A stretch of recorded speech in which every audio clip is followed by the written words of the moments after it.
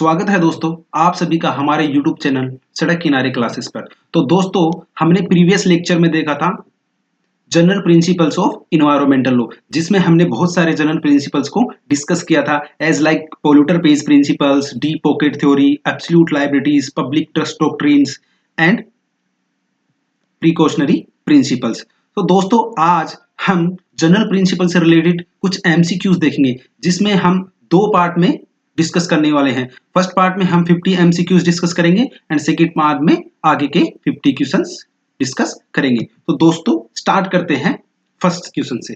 तो first question, who first strongly advocated the polluter pays principle at the international level? So first option है UNEP, second option है OECD, third option है WTO and D option है IUCN. तो दोस्तों correct answer है OECD. OECD means होता है organization for economic corporations and development. Next question, polluter pays principle means, polluter pays principle का मतलब क्या होता है? Government bears pollution cost, society bears pollution cost, polluter bears environmental damage cost, victim bears pollution cost. तो option C was correct answer, polluters bear environmental damage cost. Third, in Indian polluter pays principle was recognized in which case? So the case was A option Vellore Citizen Welfare Forum case, the second one Golaknath case, and the third one Keswanand Bharati case, and fourth one Mineral Mills case. So दोस्तों only A option Vellore Citizen Welfare Forum case union of India का है, वही किससे related है? Environmental law से related है। तो option A was correct answer. Fourth, polluter pays principle is based on which objective? कि पोल्यूटर पेज प्रिंसिपल कौन से ऑब्जेक्टिव पे बेस्ड है?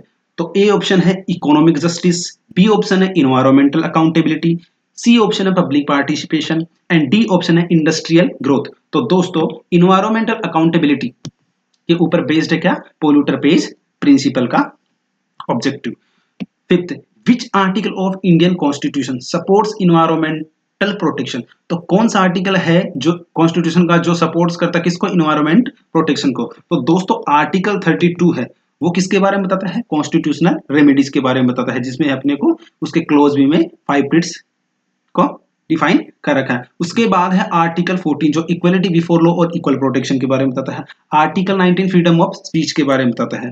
सो दोस्तों आर्टिकल 21 जो right to life and personal liberty के बारे में बताता है, जिसमें हमें दिया गया क्लीन इन्वायरमेंट, जिस जो कि होना चाहिए पोल्यूशन फ्री इन्वायरमेंट होना चाहिए, और होलसम इन्वायरमेंट जो कि किसका पार्ट है? आर्टिकल 21 का पार्ट है, जो कि एक लाइफ का पार्ट है। सो आर्टिकल 21 वो सपोर्ट करता किस चीज को? इन्वायरमेंटल प्रोटेक्शन को। Sixth one, Indian council for environment legal action versus union of India 1996 the supreme court held that. इसमें क्या बोला सुप्रीम कोर्ट? इसने सुप्रीम कोर्ट ने बोला था ए ऑप्शन है state should pay compensation, polluting industry should pay remediation cost, citizens pay should pay tax and D is none.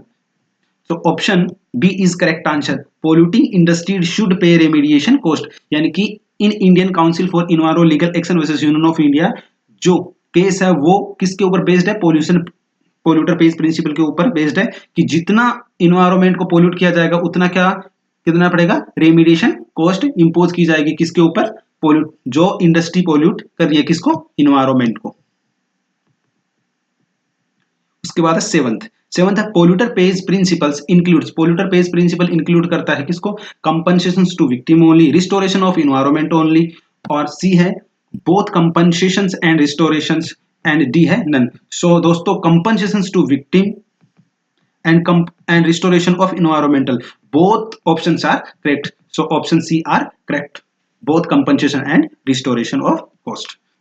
8.1 polluter pays principle is a part of, polluter pays principle part है किस चीज का? Federalism का तो नहीं है, separation of power का नहीं है, नेचुरल जस्टिस का नहीं है। तो ऑप्शन ए सस्टेनेबल डेवलपमेंट का पार्ट है क्या? Polluter pays principle. 9th one, which conference emphasized polluter pays principle? कौन सी कॉन्फ्रेंस है जो पोल्यूटर पेज प्रिंसिपल को एम्फेसाइज करती है? तो है रियो डिक्लेरेशन 1992 का। जिसका प्रिंसिपल कौन सा बोलता है, प्रिंसिपल 16 इसके रिगार्डिंग बोलता है, किसके रिगार्डिंग, पोल्यूटर पेज प्रिंसिपल के रिगार्डिंग, जो 10th नंबर का क्वेश्चन है अपना ये रहा। Principles of Rio declaration relates to public trust, polluter pays, precautionary principle and equity. So option B is correct answer. 11 public trust doctrine, public trust doctrine originated from, public trust doctrine originate हुआ था कहां से, तो Roman law से originate हुआ था, Roman law से originate हुआ था क्या, public trust doctrine. According to public trust doctrine natural resources belong to, natural resources belong करते हैं गवर्नमेंट को, इंडस्ट्रीज को, पब्लिक एट लार्ज को, जुडिशरी को। तो public according to public trust doctrine natural resources belong to public at large, public at large को करते हैं, क्यों, क्योंकि certain resources like air, sea, water and the forest have such a great importance to the peoples as a whole that it would be wholly unjustified to make them a subject of private ownership। तो हम किसी एक particular person को उसके ऊपर private ownership देना unjustified होगा। ये किसके अकॉर्डिंग बोला गया है, पब्लिक ट्रस्ट डॉक्ट्रिन के अकॉर्डिंग। तो option A was correct answer. Landmark Indian case on public trust doctrine, landmark Indian case कौन सा है पब्लिक ट्रस्ट डॉक्ट्रिन से रिलेटेड, तो एमसी मेहता वर्सेस कमलनाथ का केस है, जो कि 1997 का केस है, MC Mehta versus Kamal Nath. Option B was correct answer. इस केस में क्या बोलता था कि स्पान मॉडल कंपनी थी, उसको कंस्ट्रक्ट किया गया था कहां पे, उस construct a hotel near the mouth of river Beas in Himachal Pradesh में, और कितने दिन के लिए उसको लीज पे दिया गया था, उसको 99 ईयर्स के लिए लीज पर दिया गया था। और फर्स्ट टाइम इस केस में क्या हुआ था, पब्लिक ट्रस्ट डॉक्ट्रिन का यूज किया गया था। नेक्स्ट वन देखते हैं, public trust doctrine was developed in USA by, अच्छा यूएस में कौन कौन से केस हुए थे जिससे ये डेवलप हुआ था, तो दो केसेस हुए थे, जिसमें से एक ऑप्शन दे रखा है और दूसरा मैं आपको बताता हूं। एक केस हुआ था आर्नोल्ड वर्सेस मुंडी, कौन सा, आर्नोल्ड वर्सेस मुंडी, एंड दूसरा केस हुआ था Illinois central railway board versus Illinois. तो option A is correct answer, and the second case कौन सा था, आर्नोल्ड वर्सेस मुंडी, जो कि 1821 के टाइम पे public trust doctrine took place हुआ था कहां पे, यूएसए में। So option A was correct answer, जो कि हम पहले नोट्स में डिस्कस कर चुके हैं ये दोनों के दोनों केस, जब हमने पब्लिक ट्रस्ट डॉक्ट्रिन को पढ़ा था। उसके बाद है स्टेट एक्ट्स एज, यानी कि अंडर पब्लिक ट्रस्ट डॉक्ट्रिन में स्टेट एक्ट्स किस तरीके से करता है, स्टेट किस तरीके से एक्ट करेगा, एक ट्रस्टी के रूप में, यानी कि ट्रस्टी ऑफ रिसोर्सेस, यानी कि उसके पास कोई ओनरशिप नहीं होती, वो एज ए ट्रस्टी के रूप में काम करता है, और किस चीज के, और किस चीज को पर्पज के, उसको बेनिफिट किसको देता है, पब्लिक को उसका बेनिफिट देता है, ना कि खुद उसका बेनिफिट गेन करता है। Public trust doctrine mainly protect, public trust doctrine किस चीज को प्रोटेक्ट करता है, फॉरेस्ट को करता है, रिवर को करता है, एयर को करता है। तो ये ऑल जो भी नेचुरल रिसोर्सेस होते हैं, जैसे air, water and the forest, C, जो कि ग्रेट इंपॉर्टेंस रखते हैं किस पे, किसके जीवन में, पब्लिक एट लार्ज के जीवन में, ठीक है। उसके बाद 17th number, in MC Mehta versus Kamal Nath the issue involve, इस केस में क्या इशू इन्वॉल्व था, किसमें, एमसी मेहता वर्सेस कमलनाथ के, तो रिवर का जो वाटर था उसका डाइवर्जन किया गया था, ये इशू इसमें इन्वॉल्व था, जो कि हम डिस्कस कर चुके हैं पहले। उसके बाद है public trust prevents, public trust किस चीज को प्रिवेंट करता है, पब्लिक ट्रस्ट इस चीज को प्रिवेंट करता है कि स्टेट एज ए ट्रस्टी के रूप में काम करता है, तो स्टेट क्या नहीं कर सकता, उसको सोल्ड नहीं कर सकता, ठीक है, किसी चीज से उसको ट्रांसफर नहीं कर सकता, किस चीज को, पब्लिक के जो अपने नेचुरल रिसोर्सेस है ना उनको। तो arbitrary transfer of public resources, ये क्या है, प्रिवेंट किया गया है। तो option A was correct answer. So 19th number, 19th public trust doctrine is linked with, public trust doctrine किस चीज से लिंक किया गया है, तो हम आर्टिकल देखते हैं एक एक। देखिए आर्टिकल 123 ये ऑर्डिनेंस से रिलेटेड है, आर्टिकल 356 तो किससे, स्टेट इमरजेंसी से रिलेटेड है, तो ये भी नहीं हो सकता। आर्टिकल 368 जो कि अमेंडमेंट से रिलेटेड है, प्रोसीजर ऑफ अमेंडमेंट किस तरीके से होता है कॉन्स्टिट्यूशन, इंडियन कॉन्स्टिट्यूशन में। So article 21 is the correct answer. So 19th question का आंसर क्या है, correct, option A was correct answer. उसके बाद है 20, public trust doctrine imposes duty on, public trust doctrine किसके ऊपर ड्यूटी इंपोज करता है, parliament only, executive only, state authorities, तो किसके पास किसके ऊपर करेगा, वो ऑब्वियसली स्टेट अथॉरिटीज के ऊपर, जो एज ए ट्रस्टी के रूप में काम कर रही है। उसके बाद देते हैं प्रीकॉशनरी प्रिंसिपल से रिलेटेड एमसीक्यूज, ठीक है, मल्टीपल चॉइस क्वेश्चंस। सो 21 प्रीकॉशनरी प्रिंसिपल एमर्ज्ड प्रोमिनेंटली इन, ये भी कौन से हुआ था, रियो डिक्लेरेशन 1992 से, जिसका कौन सा प्रिंसिपल, प्रिंसिपल 15 किसके बारे में बताता है, प्रीकॉशनरी प्रिंसिपल्स के बारे में बताता है। उसके बाद देखते हैं प्रीकॉशनरी प्रिंसिपल मींस, इसका मतलब क्या होता है, किसका, प्रीकॉशनरी प्रिंसिपल्स का मतलब क्या होता है, हम ये पढ़ते हैं। तो प्रीकॉशनरी प्रिंसिपल का मतलब, ए ऑप्शन है wait for scientific proof, B है take preventive action despite scientific uncertainty, तीसरा है ignore environment risk, and fourth है promote pollution. So option B to take preventive action despite scientific uncertainty. हमने पढ़ा था कि प्रीकॉशन प्रिंसिपल है वो क्या करता है, इसमें क्या होता है, जब एक ऐसा थ्रेट होता है जो कि सीरियस हो और इरिवर्सिबल डैमेज हो, जिसमें क्या होता है, lack of fully scientific certainty होती है, जो कि shall not be used as a reason for postponing cost effective measures to prevent environmental degradation. यानी कि एक हाई रिस्क को रोकने के लिए हम क्या करते हैं, पहले ही प्रीकॉशंस ले लेते हैं। उस चीज के लिए किसका यूज किया जाता है, प्रीकॉशनरी प्रिंसिपल का यूज किया जाता है। उसके बाद लैंडमार्क इंडियन का केस रिकॉग्नाइजिंग प्रीकॉशनरी प्रिंसिपल, तो प्रीकॉशनरी प्रिंसिपल से लैंडमार्क केस कौन सा है, तो केस कौन सा है, इससे रिलेटेड केस है वेलोर, यही है Vellore citizen welfare forum versus union of India का केस है, जो कि 1996 का केस है। ये वो केस है जिसमें फर्स्ट टाइम क्या बैठी थी, ग्रीन बेंच, यानी कि कौन सा केस है जिसमें first time green bench constitute हुई थी। तो उस केस का नाम भी कौन सा है, Vellore citizen welfare forum versus union of India, जो नेशनल ग्रीन ट्रिब्यूनल के लिए भी एक इंपॉर्टेंट लैंडमार्क जजमेंट माना जाता है। और आर्टिकल सेक्शन 20 इसका नेशनल ग्रीन ट्रिब्यूनल एक्ट 2010 का, वो किसके बारे में बताता है कि प्रीकॉशनरी प्रिंसिपल्स हो गया, उसके बाद सस्टेनेबल डेवलपमेंट हो गया, पोल्यूटर पेज प्रिंसिपल हो गया, ठीक है, उनकी हेल्प ली जाती है, उनको अप्लाई किया जाता है इस प्रिंसिपल को, किस चीज के में, जब कोई जजमेंट या कोई डिसीजन या कोई अवार्ड पास किया जाता है ना, उस टाइम पे इन प्रिंसिपल्स को अप्लाई किया जाता है, किसके द्वारा, नेशनल ग्रीन ट्रिब्यूनल के द्वारा, इनकी उसका यूज कर सकता है under section 20 of national green tribunal.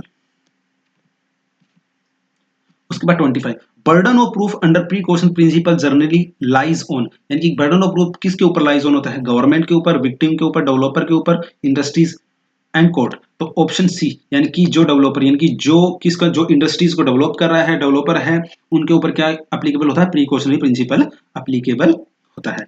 उसके बाद precautionary principle is a part of, किस चीज का है, ऑब्वियसली सस्टेनेबल डेवलपमेंट का है, तो precautionary principle is a part of sustainable development. Scientific uncertainty should क्या करती है, जस्टिफाई प्रिवेंटिव एक्शन, किसको करती है, justify preventive action. So answer B was correct answer.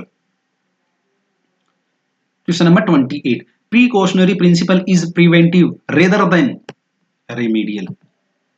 Precaution principle is preventive, यानी कि प्रीकॉशन प्रिंसिपल क्या करता है, प्रिवेंट भी करता है और रेमेडी भी प्रोवाइड करवाता है। Main objective of precaution principle, precaution is better than cure, जो हम सब जानते हैं। उसके बाद मेन ऑब्जेक्टिव क्या है इसका, तो main objective of precaution principle का क्या है कि भाई इकोनॉमिक ग्रोथ हो, ये ऑप्शन तो ये दे रखा है। दूसरा है इन्वायरमेंटल रिस्क प्रिवेंट, ऑब्वियसली होगा कि भाई इन्वायरमेंट को जितना रिस्क हो सकता है फ्यूचर में जाके, उस चीज को प्रिवेंट करने के लिए, उसको रोकने के लिए क्या है, प्रीकॉशन प्रिंसिपल का यूज किया जाता है। तो option B was correct answer. So 30 questions, 30 number question, which court repeatedly applied precautionary principle, तो सुप्रीम कोर्ट ऑफ इंडिया जो हायर कोर्ट होता है अपना, अपेक्स अथॉरिटी है, वो किसको अप्लाई करता है, ऑलवेज प्रीकॉशनरी प्रिंसिपल्स को यूज करता है, ठीक है। उसके बाद intergenerational equity, intergenerational equity was propounded by, तो option A Edith Brown Weiss. Intergenerational equity means, intergenerational equity का मतलब होता है कि भाई आज की जनरेशन भी जो नेचुरल रिसोर्सेज हैं उनको फ्रीली यूज कर सके, और जो फ्यूचर की जनरेशन है उसको किसी प्रकार की डिफिकल्टीज अराइज ना हो जब उसको यूज करना हो। तो इंटरजनरेशनल प्रिंसिपल स्टेटेड, क्या स्टेटेड करता है, दैट कि every generation holds the earth in common with members of the present generation and with other generation past and future. यानी कि क्या करे कि भाई आज की जनरेशन क्या है उसको यूज करे, कोई दिक्कत नहीं है, लेकिन जो फ्यूचर की जनरेशन है उसके लिए उसको कंजर्व करके रखे, ताकि फ्यूचर की जनरेशन के लिए ये नेचुरल रिसोर्स है वो बच सके और वो भी अपना जीवन अच्छे से बिता सके, यानी कि उनका जो राइट टू लाइफ आर्टिकल 21 है वो वायलेट नहीं होना चाहिए। उसके बाद इंटर जनरेशनल इक्विटी मीन्स, जो मैं बता चुका हूँ, protection of resources for future generation. This principle is associated with, तो ये प्रिंसिपल किस चीज, प्रिंसिपल इज एसोसिएटेड विद, ये प्रिंसिपल एसोसिएटेड विद है किससे, सस्टेनेबल डेवलपमेंट से, ठीक है। उसके बाद है 34, future generation have, future generation मतलब no right, obviously everyone has a right, तो A option was wrong. B, rights over environmental resources, obviously everyone has a right over the environmental resources, so option B was correct answer.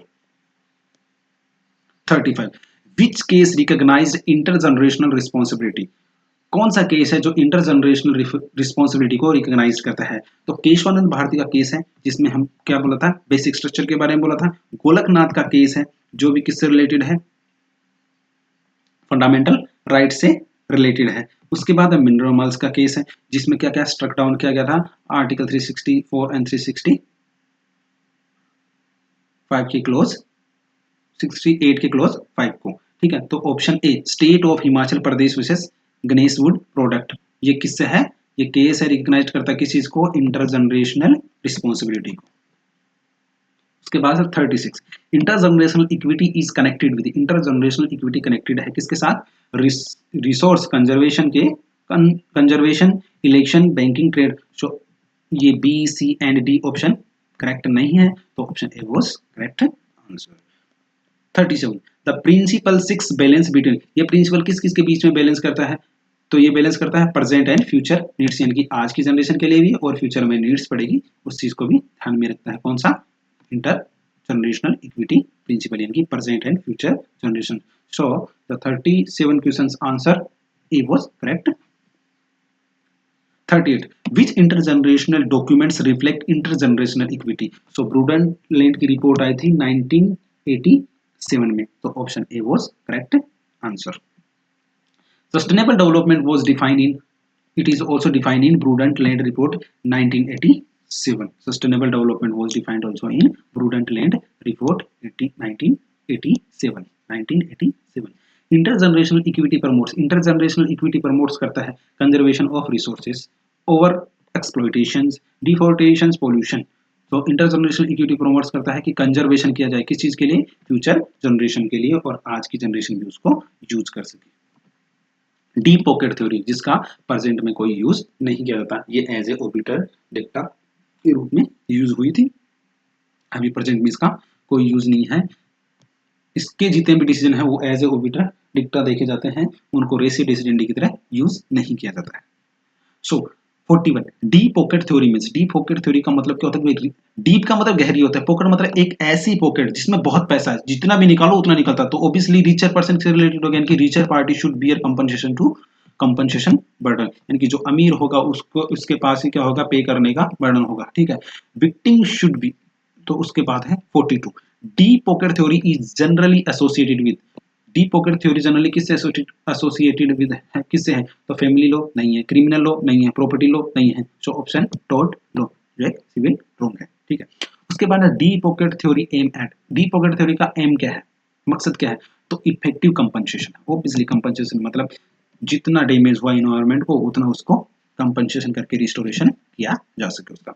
उसके बाद which environmental disasters highlighted compensation issue, which environmental disaster, कौन सा environment, ऐसा कौन सा disaster हुआ था जिससे कंपनसेशन इशू जो था इन्वायरमेंट का वो हाईलाइटेड हुआ था, तो भोपाल गैस ट्रेजेडी, इससे रिलेटेड केस कौन सा है, इससे रिलेटेड केस है भोपाल गैस ट्रेजेडी का केस है, so option A was correct answer,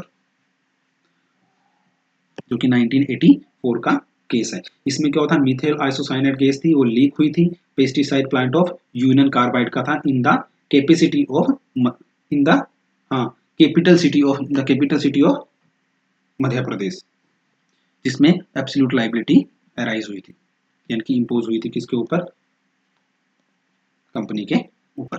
deep pocket theory favours liability of, किस चीज को, डीप पॉकेट थ्योरी, किस deep pocket theory favours liability of financial strong enterprises? Obviously option A was correct answer.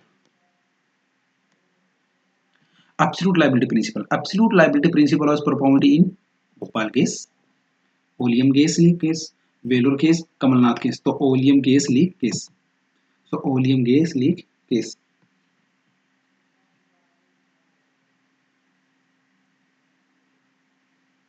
यानी MC Mehta versus union of India जो 1986 का case, oleum gas leak from a fertilizer plant, यानी एक fertiliser plant, इस case में क्या होता है देखो मैं बताता हूँ। इस केस में क्या होता है, oleum gas leaked from a fertilizer plant of Shriram food and fertilizer limited complex at Delhi, causing damage to several people. The Supreme Court found strict liability principle inadequate to protect citizens' rights and replaced it with the absolute liability principle. उसके बाद में इसको replace किया गया था किससे, absolute liability principle से, जो कब हुआ था 1986 में। वैसे इसका आंसर भोपाल केस होना चाहिए, जो यहाँ पे गलती हो गया। उसके बाद है oleum gas leak case is also known as, oleum gas gas, oleum gas leak case को और किस दूसरे नाम से जाना जाता है, तो उसको नाम जाना जाता है MC Mehta versus union of India case के नाम से भी जाना जाता है, जो कि 1987 का है। उसके बाद है एब्सोल्यूट लायबिलिटी वाज इवोल्व्ड बाय किसके द्वारा, पी एन भगवती के द्वारा, जिन्होंने पब्लिक इंटरेस्ट लिटिगेशन को भी बाउंड किया था।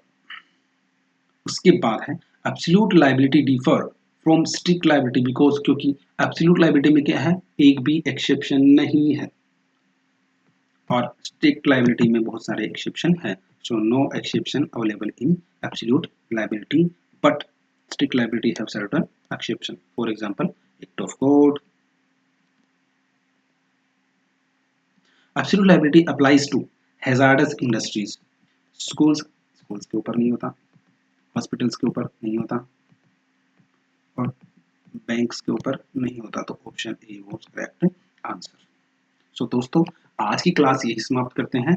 अगर आपको हमारी क्लास अच्छी लगी हो तो ज़्यादा से ज़्यादा शेयर करें, हमारे यूट्यूब चैनल सड़क किनारे क्लासेस को सब्सक्राइब करें, और जो इसका नेक्स्ट पार्ट है वो हम आगे की क्लास में डिस्कस करेंगे, जिसमें हम आगे के 50 MCQs डिस्कस करेंगे related to general principle of environmental law.